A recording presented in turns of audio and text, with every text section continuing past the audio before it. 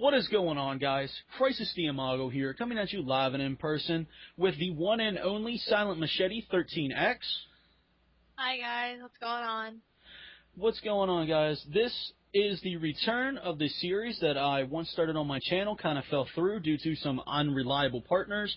The Talking About Things series. If you guys saw the previous 2 videos on my channel, I was talking about it. My last video was basically confirming that it was going to go down. And this is the confirmation of that video. It is a horrible, horrible night here in central Pennsylvania, where we are both from. Just rain and crap weather, lightning, all that fun stuff. So we're trying to get this stuff in. It's supposed to be crap for the next couple days. So while the internet is working and while the airwaves are not completely clogged up with junk, we're trying to get this stuff done. This is probably going to be a 2-part video, maybe even 3-part, depending on how long we decide to talk. But the topic we're going to be discussing first, it's a pretty highly debated topic right now, and something is going down in the state that we are both living in. Like I said before, it's Central PA.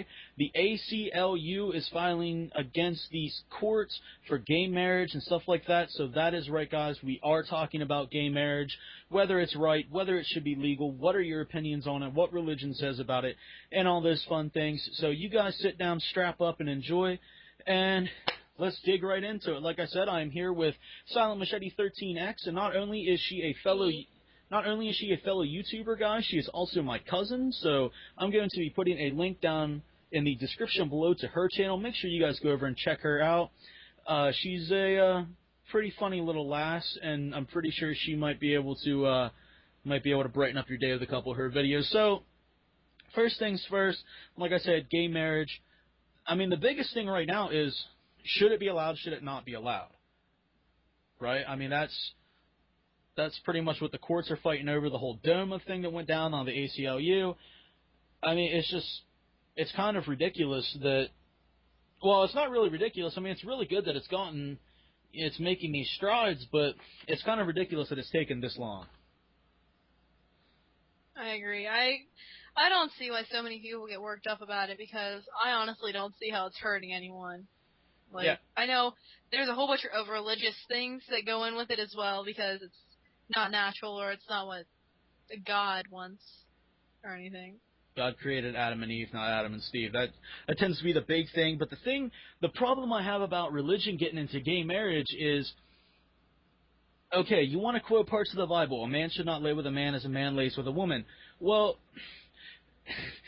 especially Christianity, because that's the big religion we're really going to tackle here, and I'm sure I'm going to make a lot of enemies on here for bashing people's religion, but it's YouTube, and I have this right to pretty much say whatever the hell I want. Religion is very hypocritical. I mean, they're always like, only God can judge me, and yet they feel that they have the right to go out and judge other people, when it says right in I've read the Bible several times. It's a very informative book. Whether you're religious or not, I suggest you go and read it, because it is packed chock full of information and things. And it says in the book, do not judge others, lest ye be judged. You know? I mean, so right there, the fact that people are judging gay people for what they want to do or who they want to be with, right there, you're already committing a cardinal sin in the eyes of God, and that's not right. I totally agree. I think, because it also says in the Bible that, one, they don't like gays because it's not natural. I can tell you right now that I know a lot of different animals that follow homosexual traits and stuff like that. And I'm sorry, I don't think that it's unnatural, because I don't think they sit there and talk about, well, Porcupine Steve over there, he's gay. I don't think they go about it unnatural ways here. And another thing, they're saying that one man should not lay with another man, vice versa with women. And that was written long ago. Not even by God, it was written by the people of God, I guess. And it also says in the Bible, same area where it says that man should not lay with a man, it also says that you can sell your firstborn daughter to slavery. And it also says that any man with long hair should be stoned and shunned. Well, here's the thing. If you think it's not too late to add in the whole man shall not lay with another man thing, then it's not too late to just sell our firstborn daughters to slavery and hate every man who has long hair. And the other thing is, if everyone had long hair back then, why weren't they all hating each other? Well, This is all confusing. my favorite thing about the hypocrisy of religion is, and we're kind of getting a little bit off topic here, but it's the hypocrisy of religion that it's the bastion of the gays. It also says if a woman is married and she is not a virgin, she should be stoned to death. How many people right now know somebody who's married but was not a virgin when she was married?